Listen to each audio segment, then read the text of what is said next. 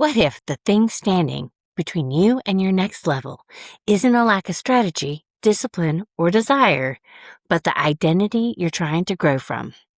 In this episode of The Life of Try, I'm talking with Kevin Yoder, creator of Infinite You, about why so many smart, capable people hit invisible ceilings, even when they have the tools, systems, and ambition to move forward. Kevin brings more than 2 decades of experience in real estate, leadership, coaching, and personal growth to a conversation about identity-first transformation. The idea that lasting change begins not with what we do, but who we believe we are becoming. Together we explore the self-image patterns that shape our results, the paradigms that quietly keep us stuck, and the powerful question Kevin learned from Bob Proctor. How are your results? It's a deceptively simple question that invites honesty, awareness, and the courage to look beneath the surface. If you have ever started strong and stalled out, felt like you have had weights around your ankles, or wondered why the next version of your life still feels just out of reach, this conversation offers a hopeful and practical way to begin again from the inside out. Hi, Kevin. Well, hi, Wynne. How are you? I am great. We've just had a brief chit-chat before we started recording, and you are a great encourager of people. I'm so excited for our conversation. I am as well. Thank you. Okay, but you're going to have to start by telling a story about your 25 years as a real estate developer and how that led to Infinite You. Right. So I'll make sure I have a point of clarification. So 25 years, so a quarter of a century as a real estate agent and investor for about 20 years. So real estate investing. And so I've never done any developing, not that I'm opposed to it, just hasn't been my core focus in real estate. So there's the background of my real estate path. But how did that lead to Infinite You? So Infinite You being the transformation, identity transformation system that we're launching officially on October 14th, 2026. So coming up soon. And yet it's still, we did a soft launch with some of the lessons of the actual identity system, transformation system. But how did I get here? Well, it really comes down to this. After 25 years in real estate and leadership and building top producing teams and coaching through real estate, I was a coach through this Bob Proctor program called Thinking into Results. So Bob Proctor being one of the world's foremost leaders in personal growth and development, I was coaching entrepreneurs globally through this program. I started to see really the same trends that were happening, not only that I had experienced in my real estate endeavors, the strange patterns, like smart, driven, people that just really seem like they'd have it all together. They have the right strategies, the right systems, and yet these ceilings would come up every single time. And they happened for me, and then I didn't know what it was. But in my work through Bob's program, we started to identify what these ceilings were. And it comes in the form of confidence. A lot of ceiling achievements come in the form of income. So income ceilings, confidence ceilings, consistency ceilings are very common, where you start fast and you just go and then you just stall out. And it just like there's a lot of people that do that. And it's very frustrating because you get inspired to do something.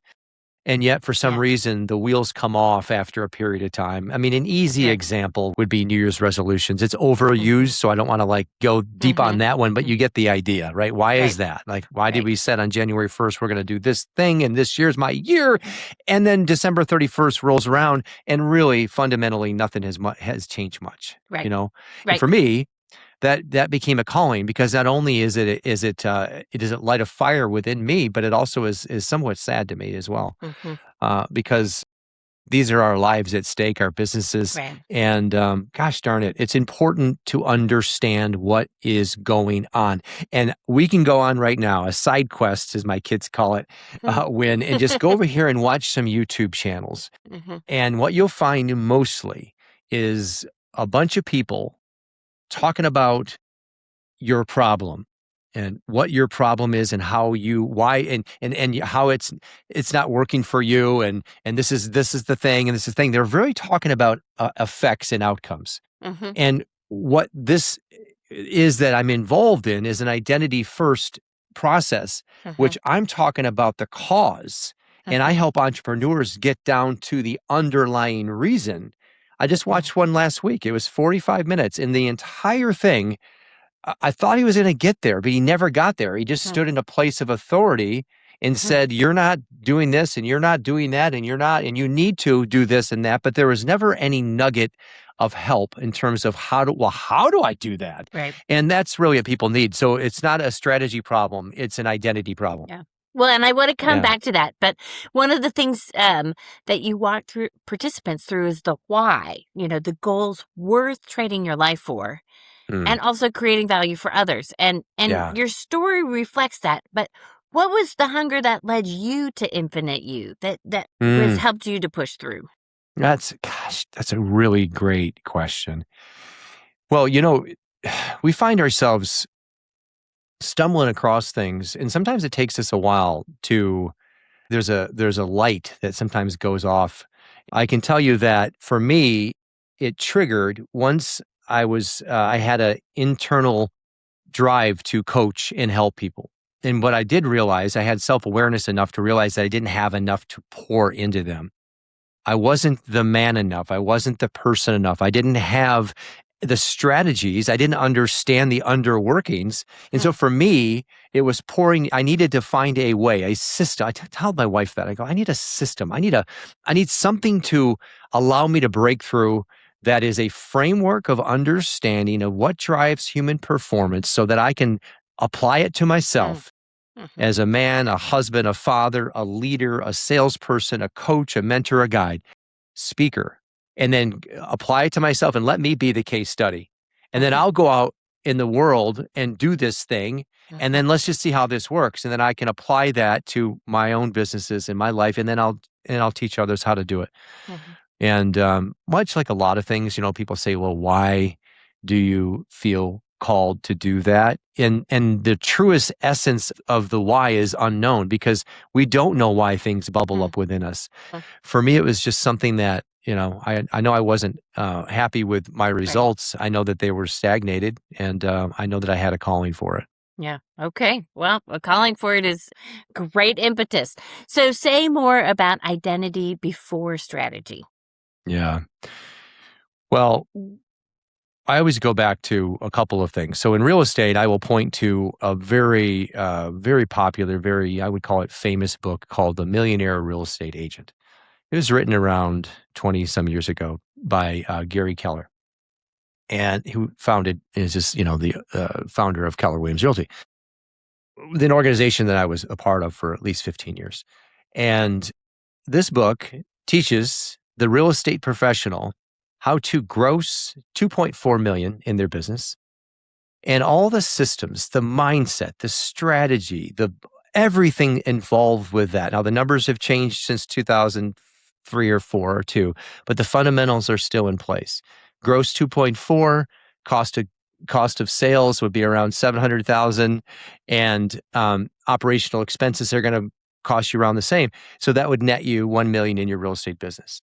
So it's it's it's documented, it's in place, it works if you follow the system like anything else. And yet, how many real estate agents are actually netting $1 million in their businesses? Hmm. Very, very few. We're Hmm. talking like point zero zero, whatever percent. The other one I would point you at, so that should leave a question mark. Mhm. Let's just put a pin on that, a pin Okay. in that for a moment, okay? Because that means that, and even more so now with AI coming out Mhm. in the last 3 or 4 years, what does that look like for the world? What does it look like for the entrepreneur? Go back to Mhm. Think and Grow Rich, written by Napoleon Hill, uh, at the turn of the century. So this is a man who spent a good part of 20, 30 years, it's like somewhere around 25 years of his life, documenting, interviewing. It's told to be over 500 of the most successful, Mhm. influential people of his time to put together a success manual for life and business. Mhm. It's been around, it has changed a lot of lives, but it sits on many shelves. Hmm. And it's been digested by thousands, if not, Mhm. I mean, millions actually at this point. But how many people have actually taken the information and taken the information, Mhm.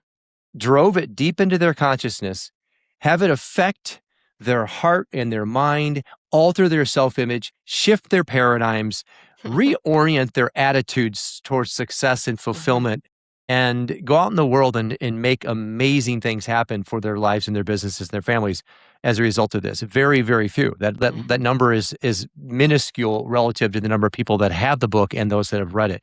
So it brings us to something that is here. Identity before strategy. And it may come across as someone that wants to just do nothing, but I would argue that the reason why people don't get what they want is not because we don't have the answers, and we know this to be true. All the answers that ever have been or ever will be is 100% evenly present at all places at all times. Bolt on AI, and now we truly have we don't have to climb to the top of the mountain and beg the guru with a long beard for the answers. They, just tell me what to do, or go to the library and study for hundreds of hours, although that's not a bad idea. It's at our fingertips now. So the answers are more readily available. It's now out there. So now it's just a race to implementation in terms of those that really truly want it. The difference between the haves and have-nots is going to get real wide, real fast. And it's going to be those that have enough wherewithal to realize that they are not where they need to be, and be humble enough to realize that they want to go somewhere and they need help and assistance, but also don't be so confident that you think you know it all, and that'll be a kiss of death for you. So it really comes down to inside. There is something. There are mechanisms, and that we have a couple of them that we coach on within the program within Infinite You, that are the internal infrastructure, the lattice work upon which all of our identity rests. And if we don't know it exists, it's like the thermostat on our wall. If our thermostat for our self-image is set at 75 and we would wish it to be 100 because we are freezing for some weird reason, it'd be like yelling at the thermostat or basically not even realizing it's there. Right. And so in this regard, the self-image becomes the thermostat setting that most people don't know exists. It's not a judgment. It's just simply saying, here's where mine is. Here's where I'd like to go. There's a gap between the two. The delta between the two is the growth opportunity that we have. And that's what we're really talking about. So self-image and the paradigm working in tandem so that the entrepreneur understands how to work both of them, how to reorient them, how to change and shift so that everything that comes, that they're doing, the physical work in the real world, is a natural byproduct of who they are. It's flowing naturally from them. It's the sort of person they can see themselves to be, not just like something they have to do. Right. But, one of the things that occurs to me is that we have people in our lives that are pretty comfortable with the identities that we have, that are pretty attached to the way that we interact with the world. So as you coach people, do you have any wisdom about how to help the people around us feel good about that shift? Well, it really comes down to a question. Bob Proctor taught me this. This is the question he'd ask all the time. How are your results? Are you happy with those results? Now, you have to be honest. It takes an absolute dedication to honesty and openness and honesty. I mean, if you're involved in a coaching program where there's a coach that's been hired to push you to greatness, push you to a next level, then you better be damn honest. Because what's the point? Right. And so if someone's in coaching with me and they've come to me and asked me, hey, can you coach me? I'm here. I want to go here. I know how to do that. I can get you there. But you'd better follow a process. You'd better be open and honest with me first and then be willing to follow a very specific system. So going back to the beginning part, it's really fascinating to me. We don't always have an urge or desire to grow and improve. Most people do not. So I'm not suggesting that I'm here to try to force anybody to do anything against their will. But if they're asking, I'm telling. If they're seeking, I'm helping them find. And if they're knocking, I'm helping them open the damn door to uncover who they truly are. But if they're not seeking, asking, or knocking, no, then there's just, hey, you know what? It's cradle to grave. If you're happy and you truly are happy, that's great. If you're not happy, if you're not happy and you're masking it, then that's a completely different thing. Right. And so we just have to. I think it's introspection is super helpful. And if someone's wanting to change and they recognize that they just don't know what is going on, I can help with that. Yeah. Yeah. you know? Are you happy with your results? That's a great Really, question. it's a great one, and here's one to look closely at, and because it's very easy to measure, and it's something that people think about. I mean, the studies are out there. Like, people think about this one like 65-70% of their day. Do you know that? It's money. Yeah. Like not enough. I want to go here. Oh, I can't do that. Or I want to eat there. Well, I'm going to eat on the other side of the menu. I'm not going to go there. Oh, I'd love to go to. You know how many people I talk to that say, someday I should try that. Someday I should go there. And I just know by their voice, they will never go to the place I just described. Yeah. And it's sad to me because I don't Mhm. even realize they're saying it. I Mhm. should. I should. Well, as Tony Robbins would say, we should all over ourselves all of our lives. And then next thing you know, you don't, you know. Right, right. So, it's a tough one. Yeah. But you got to be asking, and Yeah. that comes with awareness. Yeah. But Right, how are right, your results? right. So one of there's something about our education system that runs a little counter to identity work because you Hmm. sort of have to earn the degree before you can assume the mantle. Um, how do you Yeah. help young people who do identity work? Mm. That's really good. Well, I mean, education system is a little bit. It does run counter to that. Mm-hmm. But it doesn't change the fact that if you think about how identities are formed, I mean, it's in the formative years, and it's really a really excellent place to have somebody start to probe and look at this. Now, many aren't though. It usually takes once you graduate from college, I think, for a lot of that to come out. But there's the saying, give me the boy for 7 years and I'll show you the man. And the reason why that's there is because those formative years are so critical. What's going in the ears, what's coming in the eyes, what mom and dad or your caregivers are saying around the dinner table through Mm-hmm. constant spaced repetition of an idea. Well, it takes a certain amount of time and a certain amount of repetition of the same concept said with a degree of conviction Mm-hmm. for a small child to begin to adopt that same belief system. And that's Mm-hmm. either fortunate or unfortunate. But I Mm-hmm. don't know how many dinner tables have folks sitting around talking about upliftment and Right. building and encouragement. I know Mm-hmm. mine was riddled with a lot of the things that definitely didn't serve me, in Mm-hmm. terms of like, money doesn't grow on trees and we can't Right. afford that and all that nonsense that Yeah. definitely did not serve me. So I took a long Yeah. time to work that stuff out, Yeah, right, right. you know. Yeah, my parents were very much of you can be anything you want if you put the work into Mm, it, kind I of. love that. Yeah, That's see that's it. That's great. I mean, yeah, I don't know what percentage of the households had that sort of yeah. a through line, but it certainly does help. Mhm. It's not the end all be all, but it's definitely a Right. launching pad for It's a sure. good starting Beats point. the opposite. It is. Yeah. Yeah.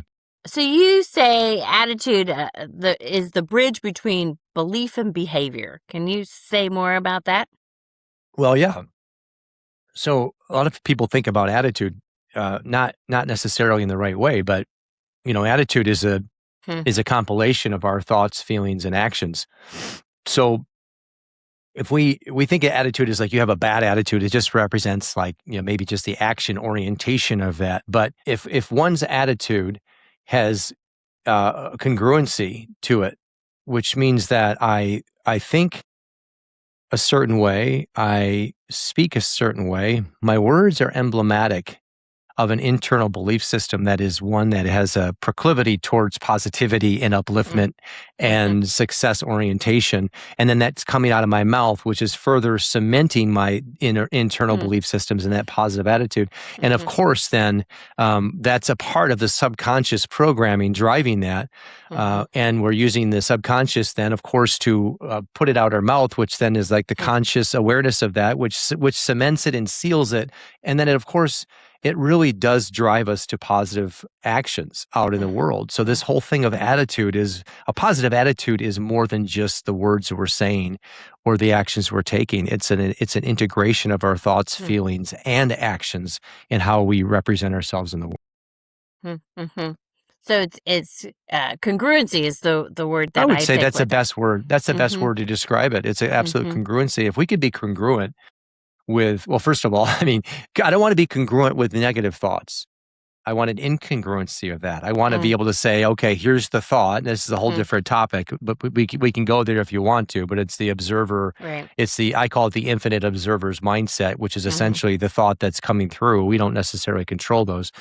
They pop up. But if I choose to not be congruent with a negative thought, but I choose to reorient, and I call it pivot to something that's positive, get to a neutral place as quickly as possible, and then just lean a little bit this way and grab a hold of the next thing that's just right there that I can be grateful for or goal oriented towards, then I can be congruent with that. You see, and that's a whole process right there that I just described that most people probably don't have that inner working. You know what I mean? Right. They haven't penciled out what that looks like. Right. So, there's some roles, and I'm thinking about a lot of the writers that I talk to, that wear 7 different identities. I write a book and then I have to market a book. And that there's a challenge being both of those things for a lot of people. Like they're like, I can sit down at my desk and write about it, but talking about it is hard. And is there an Uber identity that we're sort of trying to attach to bitch that? Yeah, I'm really so this is going deeper on identity than what most ask me. So thank you for that, because it gives us a chance to expand. So when I say identity, it's mostly I mostly refer to that because it's easier to understand. The concept is more grabbable. That's why it's right here. What's at play here is we actually have a bigger concept. Let's just take this Stanley here. Now, within the Stanley this is called the self-concept.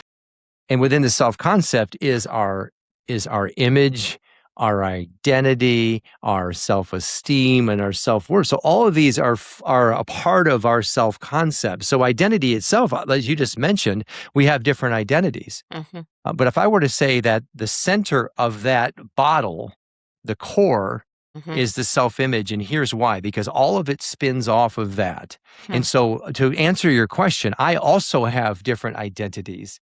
Working between these different businesses and real estate and personal growth and speaking and podcasting and writing and selling. I'm still very active in a sales role. And investing, well, those take different identities, and clearly as a father and a husband. So the core self-image, one that is developed and oriented towards a multifaceted type of individual, then that person would say something along the lines of, I am so happy and grateful that I am the sort of person who can pivot and orient towards the audience and people that I'm surrounded by in such a way that I'm going to leave them better off than I found them, because I'm doing my best work regardless of what that work is. That might be an example. So it's really self-image at play. Right. I love it. You have so many, you've left us so many nuggets, so many great ideas about, what Infinite You is about, and for people that are asking that question. You mentioned that the launch of Infinite You is October 14th. That's your launch date. How can people get, I don't know whether it's signed up or information before that date? What's the call to action? Yeah, it's a call to action, very simple. I could give you 5, but I'll give you 1. It's because a lot of people are hearing these concepts, self-concept and self-image, and I said paradigms, and we talked about self-esteem, and these terms aren't really thrown around very much, and they've heard them at some point, maybe in psychology class in high school or college, but to really identify, here's the question: like, how are your results? And if you're not happy with the results, what's driving that, or what is missing from the equation? The best thing to do is just get clear on that. And so I put together an assessment, and it's called. You can get there through infiniteuassessment.com. It's free. It's a free assessment, and if you know you're capable of more, most people have that awareness enough to where they're like, "Gosh darn it, I feel like." For me, I said this. I said I feel like I have weights around my ankles, and I just want to fly, but I can't. I don't know what's stopping me from doing that. Well, I know now. And it's a work in progress. So, but if you're just unclear about that, what is this thing why is it that I start and stop? Why is it that my income, it goes up and I end up coming right back down to where I was before? Oh my gosh, like, come on. So go to infiniteuassessment.com and take that free assessment, and it'll help you identify the pattern, the paradigm, or the identity ceiling that is really most likely limiting your next level. That's a good starting place. And then from there, of course, if you want to go to the website, which is infiniteu.com, you can check that out. Great. We'll put links to that in the show notes. Kevin, thank you for this wonderful, uplifting, encouraging, inspiring conversation. I really appreciate your time. Wynne, thank you for hosting the show, and thank you for being such an awesome host and for your amazing questions. The questions is what drives the great show. It's really the deep questions that really prompt a great conversation. So thank you for being here. Thank you. Well, that's what I like about podcasting is the questions, the deep conversation that can Absolutely happen between. And appreciate your time. Thanks, you got Kevin. It. Thank you. I appreciate you too. Thank you so much for listening to this episode of The Life of Try. I hope this conversation with Kevin Yoder gave you something useful to reflect on, especially the idea that sometimes the next brave step isn't about finding a better strategy, but about becoming more aware of the identity, self-image, and beliefs we're carrying with us. If today's conversation resonated with you, I'd also recommend listening to the episode, How to Overcome Burnout and Build an Upward Spiral of Growth, Fun, Resilience, and Renewal. It pairs beautifully with this discussion because it explores how we recover our energy, rebuild momentum, and create a more sustainable path forward when life has left us feeling depleted. As always, thank you for being part of this tribe of learning, stumbling, growing, and beginning again. If this episode encouraged you, please share it with someone who might need a reminder that change is possible and that the life we're trying to build often starts with the person we're willing to become.